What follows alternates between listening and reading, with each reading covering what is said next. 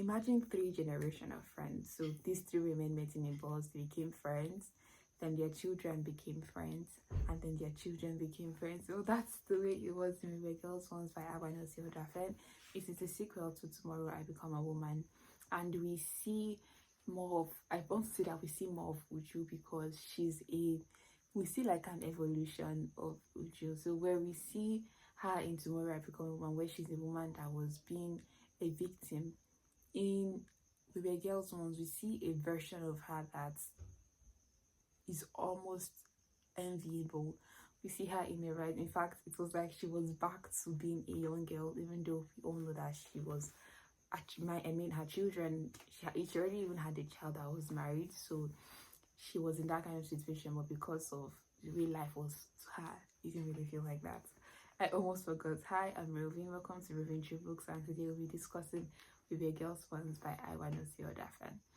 I'm going to have to make a very quick confession here. So when I first read Tomorrow I Become a Woman, I did not understand the obsession with the book.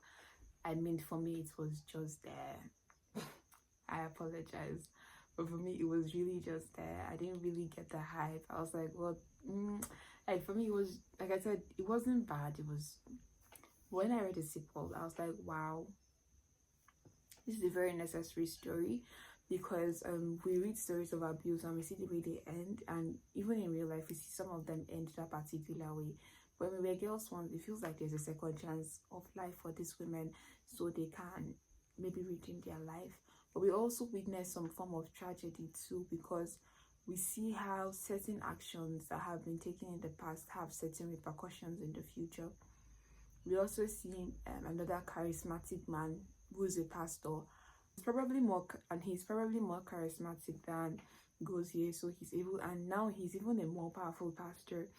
So we see how he makes certain decisions to abuse women, and he covers it under the rug, and people are like, do not raise false accusations against men like this. And we see how there's a backlash against people who do raise these accusations, and they are not even baseless. See how there are even many more victims aside the person speaking out that, oh, this is what this man has done.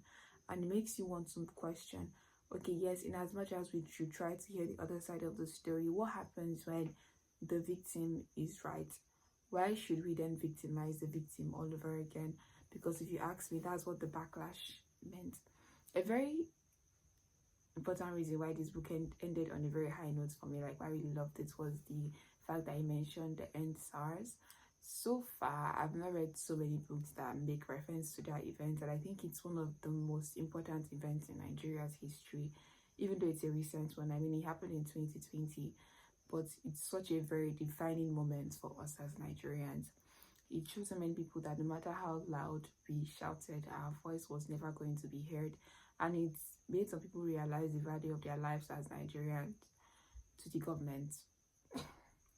So yes, another thing this book discusses is financial independence. So in Tomorrow I Become a Woman, Uju was not financially independent of her husband, and at the end of the book we see how that makes her situation even worse. So even when she needs money to do something, she cannot, not even because, but she needed, this was even a matter of urgency, but it was something she couldn't do because she couldn't afford to do it, which is why it's important for women everywhere to know that they should be able to work and be independent, so that you do not tie your freedom to a man, you do not tie your person to a man.